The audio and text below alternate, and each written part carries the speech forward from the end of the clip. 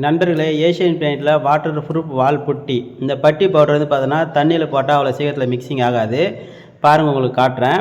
இந்த பக்கெட்டில் இப்போ தண்ணி ஊற்றி பவுடர் அள்ளி போட்டிருக்கேன். உள்ளேருந்து நான் இப்போ பவுட்ரு அள்ளுறேன். பாருங்கள், மிக்சிங்கே ஆகலை. ஆனால் நான் வந்து பார்த்தோன்னா இப்போ கையாலேயே, அதாவது பார்த்தோன்னா மிஷின் இல்லாமல் இந்த மாதிரி ஒரு பைப் வச்சு மிக்ஸ் பண்ணி காட்ட போகிறேன். நார்மல் பட்டி மிக்ஸ் பண்ணால் கூட அந்த அவ்வளோ சீக்கிரத்தில் மிக்சிங் ஆகாது, கட்டியாக இருக்கும். ஆனால் அந்த வாட்டர் ப்ரூஃப் வால் பட்டி தண்ணியில் வந்து மிக்சிங் ஆகாத மாதிரி இருந்தாலும் நம்ம கொஞ்சம் லேட்டாக மிக்ஸ் பண்ணாலும் மிக்சிங் வந்து பார்த்தோன்னா வேறு லெவலாக வந்து பார்த்தோன்னா நைஸாக மிக்சிங் ஆகிடும். நம்ம சாதா பட்டி மிக்ஸ் பண்ணால் கூட இந்த அளவுக்கு வந்து மிக்சிங் ஆகாது. அது வந்து பார்த்தோன்னா நம்ம எவ்வளோ நேரம் மிக்ஸ் பண்ணாலும் வந்து பார்த்தோன்னா கட்டியாக இருக்கும். ஆனால் இந்த பட்டி வந்து பார்த்தோன்னா தண்ணியில் வந்து கலக்காத மாதிரி இருந்தாலும் மிக்ஸ் பண்ணும்போது நல்லா நைஸாக மிக்சிங் ஆகிடுது. நீங்கள் கட்டியாக அது பார்த்தா கொஞ்சம் கூட பார்க்கவே முடியாது. பாருங்கள், நான் கையில் எந்தளவுக்கு நைஸாக அழகாக மிக்சிங் பண்ணியிருக்கேன் பாருங்கள்.